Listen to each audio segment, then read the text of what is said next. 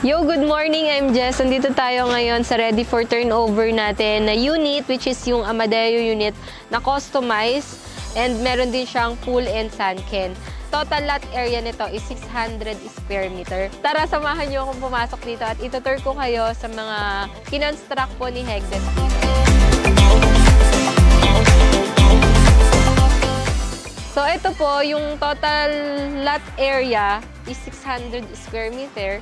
Pero dito po, sa side na to, pagpasok niyo po dito sa small gate nila, meron po tayong stair dito.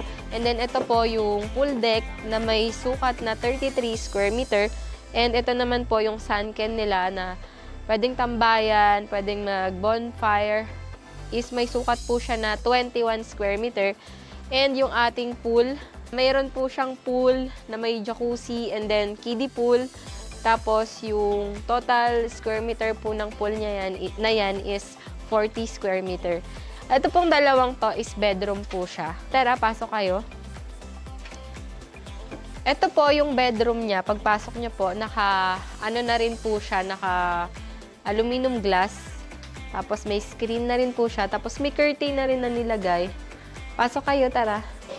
May mga gamit na po kasi na nilagay dito. So, pagpasok natin dito, ito po yung setup ng ating client dito. Naglagay po sila ng bed, bed frame, double deck na siya, and then, ito din. Tapos may mga kutsyon na yan, ang ganda.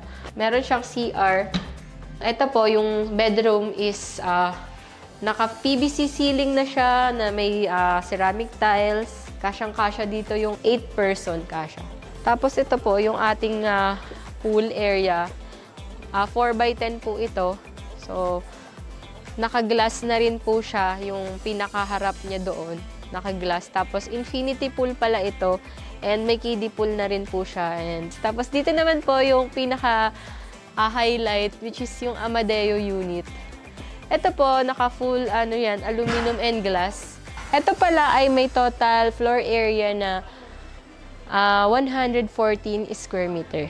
Yan. Pagpasok po natin sa unit, ang ganda niya. Ang ganda ng idea na nangyari dito sa unit na to kasi kinostomize to. And then ito, Japanese-inspired. Sunken din siya. Nilagyan nila ng foam para pag-uupo ka dyan. Naglagay na rin yung ating client dyan ng ceiling fan. And then, ito po pala, yung ground floor nito ay may sukat na 96 square meter. So, dito banda, may CR. Pero dito muna tayo sa bandang to. Dito po yung kitchen area niya. May kitchen area na siya. Naka-granite na po ito. Tapos may cabinet.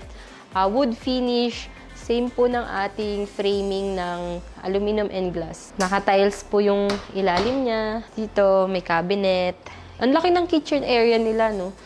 Kasi yan, dito, meron din pag magluluto, nag-induction, naglagay yung client natin. Tapos, ito pala ang galing, may dining, na siya, dining table. Pwede ka nang pagtas kumain, exit ka na kagad dito. Tapos, ligo ka na agad. Yan. Swimming na tayo dyan. Tapos, ito pa yung maganda dito, guys. Hali kayo dito. Sobrang ganda ng bathroom nila. Pasok kayo. Hindi nyo, hidden bathroom siya, no? Kasi siya ng wall. Yung bathroom na to, may bathtub na, toilet, tapos yung lavatory niya, nilagyan nila sila client na yung nag-provide nitong mga ganito, yung mga pang-interior yan. May pailaw na yan siya, di ba? Tricolor yan. Tapos naka-PVC ceiling. Ito ang ganda, pag nag-shower ka, pagod ka lumangoy, di ba? Habang naliligo ka, upo ka dyan. Sabon, di ba? Ang galing. Tapos yung shower niche, ito. Dito nilalagay. Ang galing! Tara, doon naman tayo sa taas. Ito pala yung stairs nila. Very social din kasi naka-wood planks na siya. Tapos naka-tubular yung niya. Ito, tubular itong material na to. Tapos dito po sa loft, 18 square meter po itong loft na ito. And kasya po dito yung tatlong queen size na bed. Yan. And then very very spacious tong Amadeo unit na to na kinostomize and naka-high ceiling din siya. Not your ordinary Amadeo unit. Ang ganda, grabe. Na-amaze ako. Window nila is naka-aluminum and glass din. Ayun lang po for today. Sana po nagustuhan nyo yung aming house tour. And sana samahan nyo pa ako sa susunod pa nating mga house tour. And yun lang po. Salamat. Bye!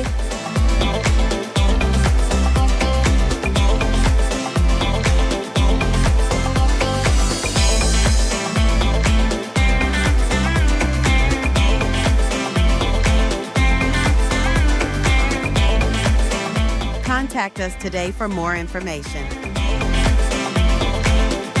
Follow us on Facebook, Instagram, TikTok, and YouTube.